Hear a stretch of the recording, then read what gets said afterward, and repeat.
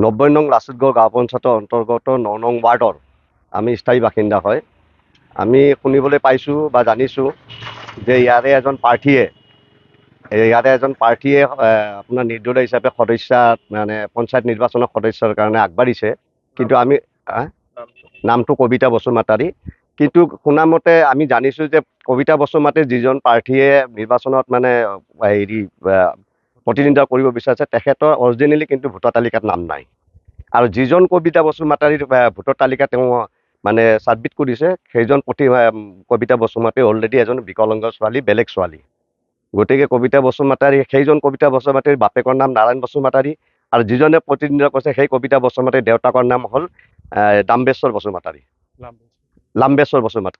গতিকে সেইটোৱে আমি শুনিবলৈ পাই আমাৰ দুখ লাগিছে, কাৰণ কিয় ভুৱা তথ্য দি নিৰ্বাচনত অহাৰ কাৰণে আমি অতি দুখ পাইছোঁ। মই সেইখিনিয়ে কৈছোঁ আৰু।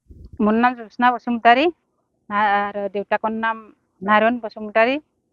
মোৰ ছোৱালীজনী বেংগী আৰু মোৰ ছোৱালীৰ নামটো লৈ কিনে সিহঁতে মানে নমিনেশ্যন লৈছে। ছোৱালীৰ নামটো কবিতা বসুমতাৰী। কবিতা বসুমতাৰী। তাৰ দেউতাকজনীৰ নামটো হ'ল বেলেগ, লাম্বেশ্বৰ বসুমতাৰী। মোৰ ছোৱালীৰ নামটো হ'ল কবিতা বসুমতাৰী।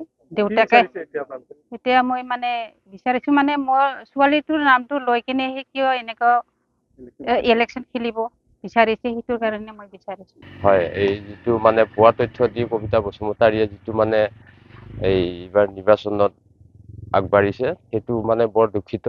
কাৰণ কিয় তেখেতৰ ইয়াতে ভোটৰ লিষ্টত নামে নাই আৰু যোৱা লোকসভাতো ভোট দিব পৰা নাই, তেখেতে নাম নাই আৰু এই বিধানসভাতো পোৱা নাই আৰু এইবাৰো ভোটৰ লিষ্টত নাম নাই। গতিকে তেখেতে এই ভুৱা তথ্য দি এই নিৰ্বাচনত উঠিব নালাগিছিল, সেইটো বৰ আমি গাঁওখন বৰ দুখিত। আপোনাৰ বিৰুদ্ধে অভিযোগ আহিছে আপুনি এগৰাকী দিব্যাংগ ছোৱালীৰ নাম ব্যৱহাৰ কৰি ইলেকশ্যনত নমিনেশ্যন প্ৰদান কৰিছে। হয়, সেইটো মানে ময়ো গম পোৱা নাছিলে।